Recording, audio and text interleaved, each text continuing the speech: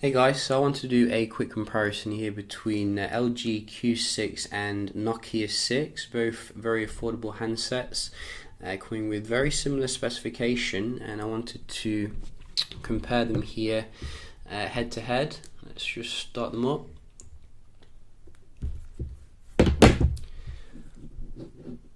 So I think you can get the Nokia 6 for a little bit cheaper than the Q6, but the Q6 prices actually vary quite a lot where you're from.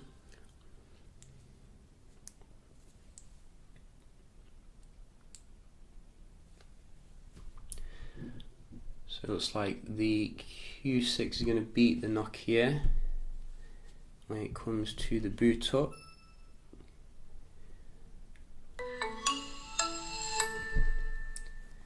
So Nokia is very slow nowadays when it comes to the boot up, maybe because they keep underpowering the devices, but nevertheless we can have a look how they do compare here. We have installed a few apps, both running Snapdragon 400 device processors, so 430 or something like that, can't remember the exact model, but entry level at the end of the day. I think the Nokia might have a slight advantage in the stock kind of software.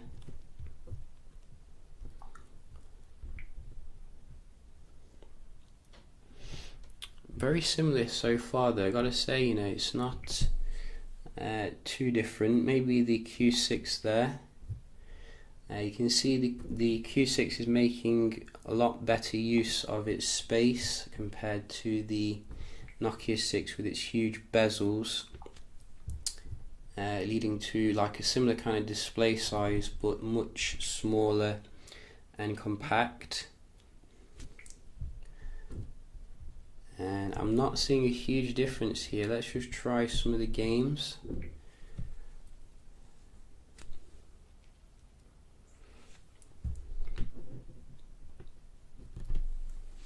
So I think both of them have similar displays here, nothing too special. And I think I read somewhere the Q6 has like a 2K display. I'm sure that's a mistake because I don't think such an entry-level processor could push that along.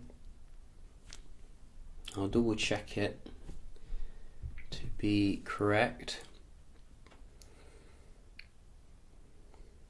Very comparable performance though here, you're not getting a massive world of difference between these two. Let's just check.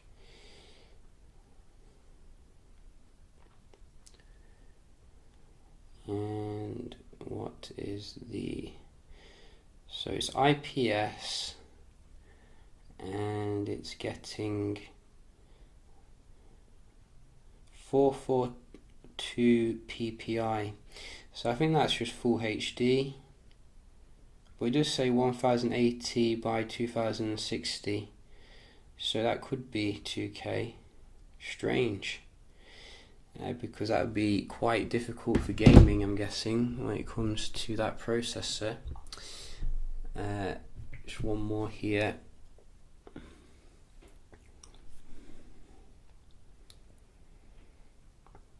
So you can see, I think in terms of the performance, the day-to-day differences are negligible. A little bit different now and again. Sometimes the Q6 a bit faster, sometimes Nokia. Let's just have a look at the Wi-Fi. I don't think we get the full spectrum of support here on the Q6, so hopefully it's not going to be too bad.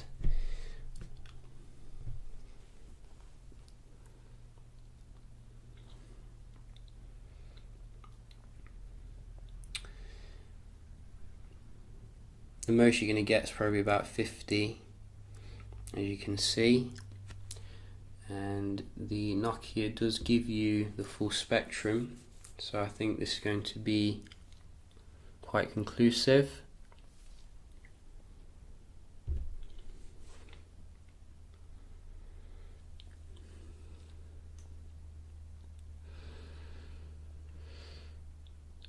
So it's odd that they decided to miss that out, because obviously it does lead to, you know, poor performance when it comes to internet tasks. The Nokia clearly superior here in both respects.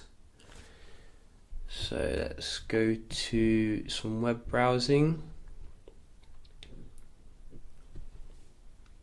I think the Q6 has a slightly nicer display here in terms of the brightness when on the web page. Let's go to Daily Mail and go.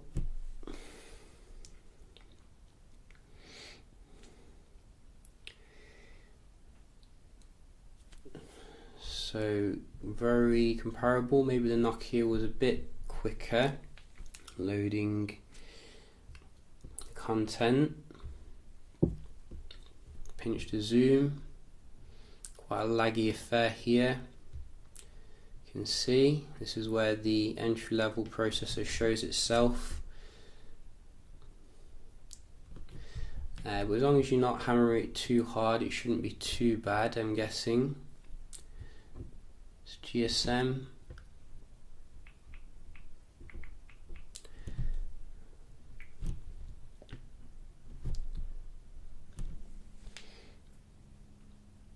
Yeah, so whatever Nokia has done here, they've done a fantastic job of really making the most of the entry-level processor compared to this one. Probably compare with the Xiaomi 4X as well, which has the same kind of setup. We can just round off looking at the multitasking.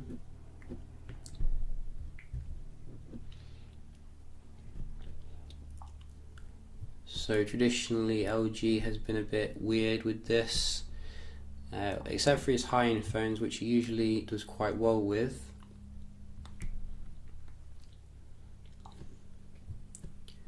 You can see every single one here seems to be better on the right, quite conclusive. So no comparison. How do the games fare? Let's have a look at that. Holding the game in memory, as you can see. I think the Nokia 6 has definitely grown on me since I've had it, you know. At first I was like, meh, but now it's like quite a very good option for considering, you know, the price and all that. So solid victory here in pretty much every aspect to the Nokia. When it comes to these handsets, I gotta say I was expecting the Q6 to win at least a few things. It does actually get quite warm as well when really using the phone, probably because it's made of like a glass kind of construction, unibody.